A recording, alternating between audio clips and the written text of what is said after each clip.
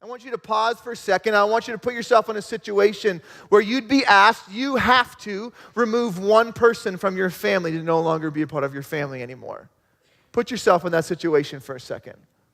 Some of you came up with that answer way too quick, all right? Right? But that is a difficult question for us to be in. Those of you that have multiple children, think for a second if you were put in a situation where you had to choose one of your children to no longer be a part of your family. You can't do it. You can't do it. I'm a dad, right? I have a son. He's 1 year old, and I value my son, but I don't value my son because he's cute, and believe me, he's cute. And I don't value my son because he's going to be a professional hockey player, but believe me, he's going to be a professional hockey player. But I don't value him for those reasons. I value him because he's my son. I see just intrinsic value inside of him. He just has a value because he is. Just by existing, he has a value that I cannot separate from him. And there's nothing he could do and nothing he could say that could ever push me to pull that away.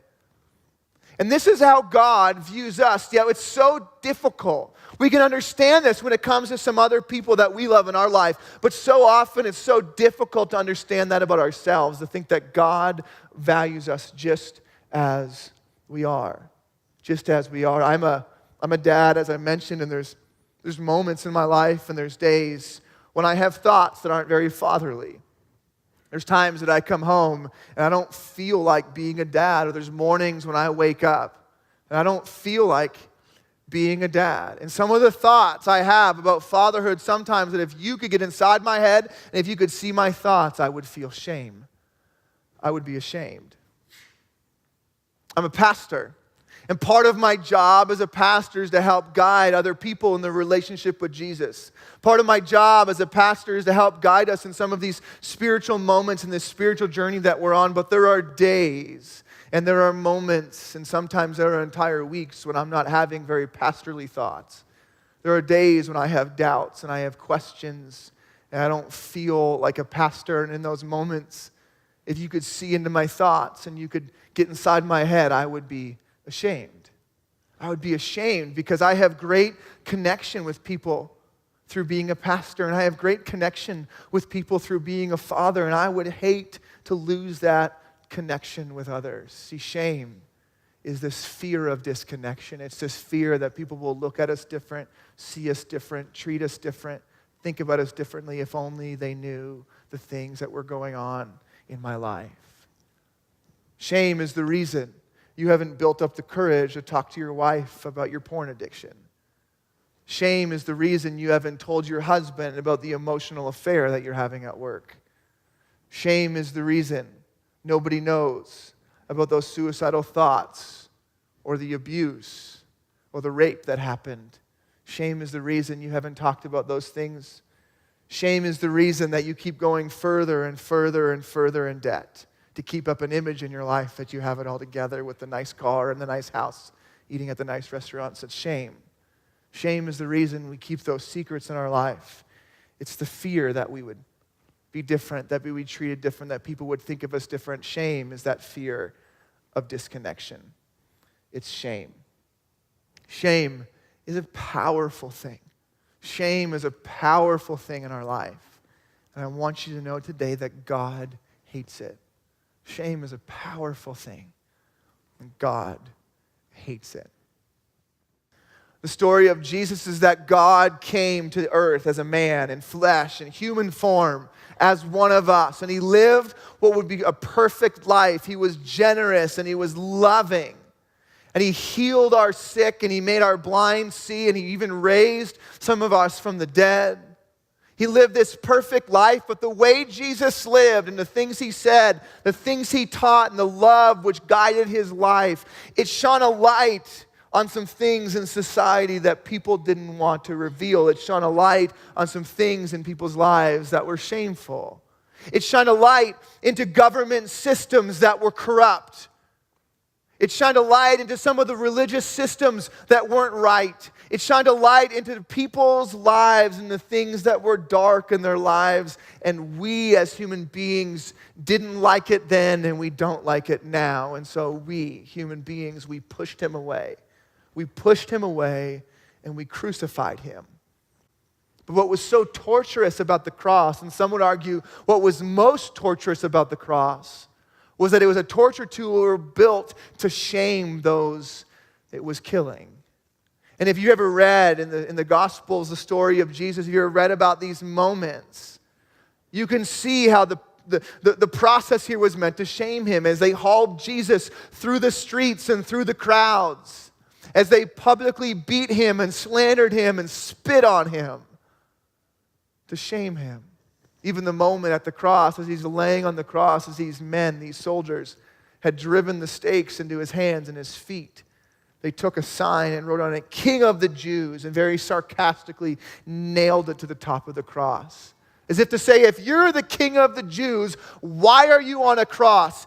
Come down from there if you're the King of the Jews. And they tore his clothes off and gambled for his clothes very sarcastically, pretending that if you were a king, these clothes would be worth something. Some king you are hanging on a cross. What I find incredible in these moments is Jesus has been shamed and battered and beaten. The words out of Jesus' mouth again reveals his desire for connection in this moment.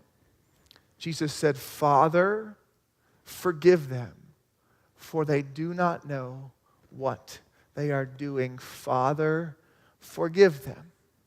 Forgive them, God. Forgive them. They don't get it. They don't see it. And even in this moment, Jesus' heart is overwhelmed with value, even for the men who were there on that day nailing the stakes into his hands. The men who are mocking him and shaming him.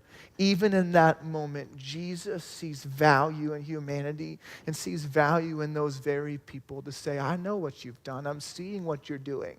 My desire is still to be connected with you. You still belong. You still belong.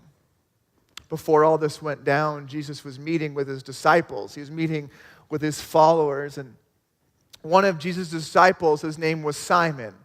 Well, sometimes in Scripture they call him Peter, and sometimes they call him Simon Peter. If that's confused you all the way up to this day, you're welcome.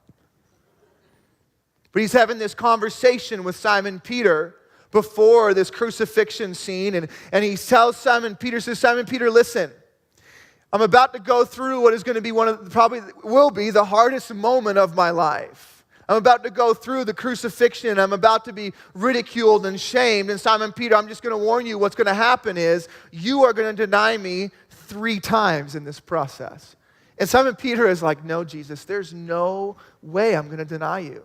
There's no way I'm going to deny you. In fact, Jesus, I would give my life for you. After everything you've done for me, I would lay my life down for you. I will not deny you. And Jesus just drops it and he lets it go.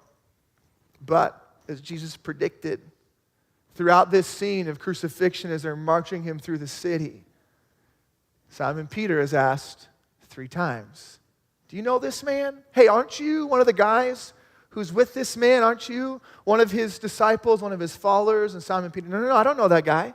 I've never seen that guy. I'm not connected with him. He denies him 3 times. What I find incredible is Jesus, he dies and he faces death and he resurrects from the dead. And this is the power that we've built the entire church on, right? This is why we gather every weekend, is because of this resurrection. It's the Easter story, but Jesus resurrects from the dead. And he goes and he meets with his disciples post-resurrection. He meets his disciples post-resurrection. He has a conversation with Simon Peter. This conversation is an incredible moment. I want to read it together. He says, when they had finished eating, they had this meal of fish that Simon Peter was a part of catching. He says, Jesus said to Simon Peter, Simon, son of John, do you love me more than these? Pointing to the fish and the people in this moment.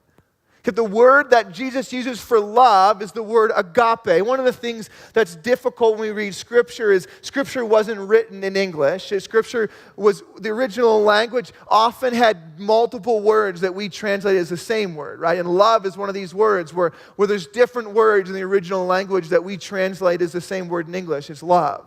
And so when Jesus says to Simon Peter, do you love me? He uses this word agape. And this word agape, it means a self-sacrificing love. It's the kind of love that you would have for someone where you'd lay your life down for them. It's the kind of love that Jesus had just exemplified on the cross. Do you agape me more than these? And Peter replies, yes, Lord, he said. You know that I love you, except Peter uses a different word for love. He uses this word philo or philo, and this word for love is not a self-sacrificing love, but it's a kind of love you would have for a friend. Can you sense the awkwardness in this conversation? As Peter has just denied Jesus 3 times, and he's trying to kind of smoothly get out of this, right? Do you agape love me, Jesus says. And Peter says, yeah, I philo love you. Of course, yes, I love you. And so Jesus then says, feed my sheep. Again, Jesus said, Simon, son of John, do you love me? And Jesus again uses this word agape. Do you self-sacrificingly love me? He answers, yes, Lord, you know that I love you. And again, Simon Peter uses this word philo or philo. Yes, I love you. Not self-sacrificing love, but I love you like a friend. And Jesus said, take care of my sheep. Now, I hope you can sense the awkwardness in this. If I'm there in this moment, even as I'm reading this story, there's a piece of me that's like, Jesus, back off on the guy, right? He obviously is hurting. He obviously is ashamed of what he's just done. He's ashamed of how he's abandoned you. Why do you keep pressing in on his shame? Why do you keep putting your finger on his shame? Would you just stop? Just leave him alone. But Jesus is pushing for something different here. He's pushing for something deeper. The 3rd time, he said to him, Simon, son of John, do you love me? But this time, Jesus uses the word that Simon Peter was using. Do you philo me or do you philo me? Peter was hurt because Jesus asked him the 3rd time, do you love me? He said, Lord, you know all things. You know that I philo you, I love you. And Jesus says then, feed my sheep. Here's what Jesus is pressing in on in this moment. He says, Peter, I see you. I see you. I know your shame.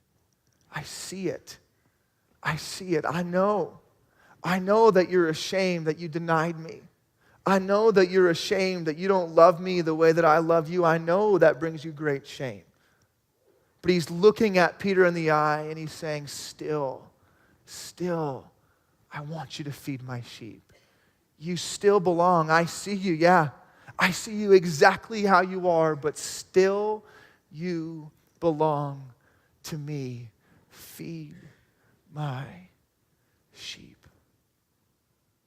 And I think for many of us, when we experience this shame with God, when we experience this shame, we want to push away and protect, and we think we're unworthy of this relationship that God invites us into. And I hope you hear God saying to you today, I see it too. I see that thing you're ashamed of, or those things you're ashamed of. I see it. But I still love you. And I'm still calling you to be a part of my kingdom.